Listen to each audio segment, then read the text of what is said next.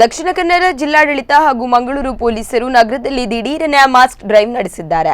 Petrol bunk ಸೇರಿದಂತೆ ಮಾಲ್ಗಳು, jewellery shop, ಖಾಸಗಿ ಬಸ್ ಹಾಗೂ ಸಾರ್ವಜನಿಕ ಸ್ಥಳಗಳಲ್ಲಿ ಡ್ರೈವ್ ನಡೆಸಿದ್ದು, ಮಾಸ್ಕ್ ಹಾಕಿಕೊಂತ ಹೇಳಿದ್ರೂ ಕೇಳದ ಪೆಟ್ರೋಲ್ ಬಂಕ್ ಸಿಬ್ಬಂದಿಯನ್ನು ಪೊಲೀಸರು ವಶಕ್ಕೆ ಪಡೆದುಕೊಂಡಿದ್ದಾರೆ.